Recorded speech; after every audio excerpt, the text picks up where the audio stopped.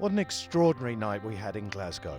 World Championship boxing, a few beers with the boys, some strange blue drinks with the girls, and a history lesson from the man. 300 years ago, Roy McGregor was the hero at Glenshire. More from the Battle of Britain in a moment, but first the BoxNation cameras were at London's Hilton Hotel on Friday for a night of boxing with a difference. Every year professional fights are held in these glitzy surroundings to raise money for Deborah, a life-changing charity that raises money to support young people suffering from EB, a rare, incurable and painful skin condition. Here's Michael Portillo, the president of Deborah. The charity does two things. It supports families who have someone who's suffering from EB, and also we do a lot of scientific research, because being a genetic skin condition, as we understand more and more about the human gene, there's more and more possibility of dealing with this problem. We hope even eradicating it one day. For me, this is a charity that I'm sort of very, very passionate about and involved with. We've raised nearly £2 million over the last few years to help with not just the funding, the nursing, helping with the nursing, helping the parents. And, it's not a better way to do it than through boxing. The traditional way of celebrating the birth of a first child is to wet the baby's head with a pint or two, or maybe smoke a cigar. Not Mitchell Smith. Just hours after his girlfriend gave birth to their daughter Sienna, Mitchell was in the ring, chalking up his fourth straight win as a pro with a 6-round shutout of Albanian Ibra Riaz. Team Smith was in town to support Liam in his fight with Mark Lloyd, and Beefy maintained his unbeaten record over 6 solid rounds. The feature event was for the vacant IBF International Lightweight title between Martin Gethin and Carl Johansson, and what a superb scrap it turned out to be. These two warriors fought their hearts out from the first bell, but after sustaining a barrage in the 10th, Johansson's brave challenge was ended in round 11. And so to Glasgow.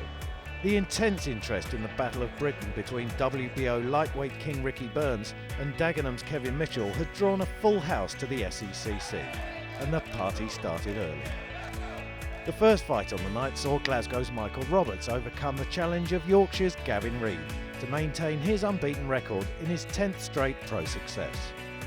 Bradley Saunders had been sparring with Ricky Burns in the build-up to his lightweight 6-rounder with Slovakian Ivan Gordor, and it paid dividends. Bradley's power and variety of shots had Godor in all sorts of trouble in the second, and it was all over in the third. This now, that's another right hand, that's going to be it, it's all over. The Albanian tried hard to convince the ref he was fine to continue, but Saunders had the win. I'll carry on, getting guided the way I am. I mean, like you said, another 12 months' time, hopefully make me mark. Cruiserweights next, with Edinburgh's Stephen Simmons looking for a 6th straight win against Taya Manu. Simmons started strongly, but it was clear the Bulgarian wasn't there just to get his paycheck and was making things awkward for the Scot. Well, Simmons is finding this fella a tough nut to crack. In the end though, Simmons' class prevailed. His variation of shots proved too much for this tough opponent. On paper, John Thane v Lee Noble had cracker written all over it, and that's what we got. Oh, that's a good shot from Noble. Noble is no respecter of reputation, and the effects of his fearsome early assaults were clear to everyone. And he gave him an awkward opening round, and there's the results. But Thane showed maturity. He didn't panic and took the fight back to the Yorkshireman. He'd weathered the early storm, and some classy uppercuts in round 6 put the icing on this exciting contest. I sometimes like to please the crowd a little too much, but I just thought to try and stick to the game plan. Next, Scotland v Wales for the Celtic Super Featherweight Championship. Greenock's John Simpson took the belt from Paul Appleby in a cracker at Kelvin Hall back in June, and wasn't about to give it up to Merthyr's Di Davis. Good work from Simpson, he's made a bright start here. An all-action first, then a peach of a left hook in a second was enough to keep the belt in Scotland. Yeah, same shot again, the left hook going to damage, the right hand sent him over. It's all over. I dealt with it good, I'm very glad to get another knock at my record. The chief supporting bout cleared the bars and filled the arena. Yes, Scott Harrison was back, and everyone was expecting fireworks. Crowd's going wild, they want to see it. And after only a minute of round 1, that's what they got. That's a good shot. Helfet's legs stiffened a bit with that one, and he's gone with the second one. 2 left hooks, the damage done.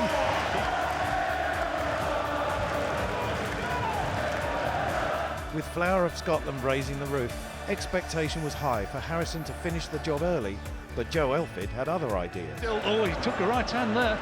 Back came the Englishman, and by the third he'd earned Harrison's respect.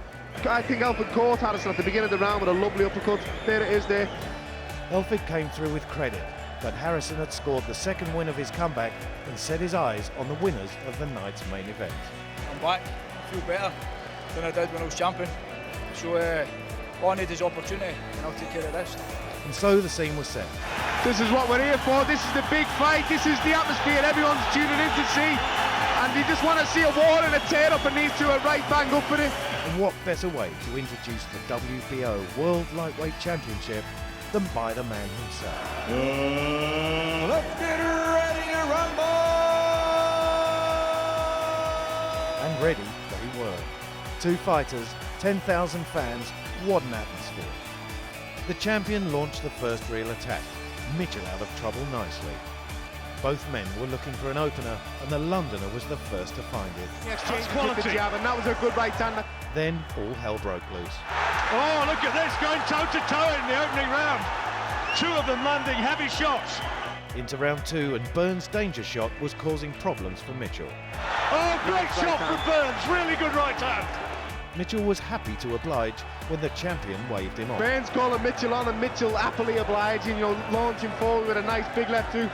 But Burns was landing the cleaner shots and appeared the stronger fighter. Looking as though it's shaping up to be another Ricky Burns round. Forcing the pace, forcing the tactics. Mitchell needed to box his way back into the fight, but the man who was supposedly not a power puncher wouldn't give him the chance. Solid shot from Burns. Mitchell really has to cover up. Come on, bring it on, he says. A terrific uppercut from Burns in round 4 seemed to wobble Mitchell. I'll let John Rawling describe what happened next. Oh, great shot! What a tremendous left hook! A great shot! And Ricky Burns has put Mitchell down in this 4th round. And the referee's having a close look at him, asking him to walk forward. The action continues, and Burns lands another tremendous right hand. He's gone again, and it's going to be all over this fight. Twice down. The referee this time will want to look so very, very closely into the eyes of Kevin Mitchell. It goes on again. 2 knockdowns, still 20 seconds remaining. Big left hand, he could go again and again. Huge punches coming in from Burns, but Mitchell might see it. 10 seconds to go, John. 10 seconds to go. Mitchell needs to hold him. And it's all over. It is all over in the 4th round. Terry O'Connor stepped in to end the action. Scotland celebrated their great champion. Neutral celebrated a sensational fight. The support I get, especially in Glasgow, where I'm from, it's unbelievable. Just like to say a big thank you to everybody that came down here and who's watching at home in BoxNation. I just go out there, obviously, just to do my job and make everybody proud. I hope I've done that. You were brilliant tonight, absolutely brilliant. You put on a great show, well done. Thank you very much. Thank you. There's more fantastic live action coming up soon on BoxNation, and you can see the full schedule at BoxNation.com. I'm Hugh Jenkins. See you next time.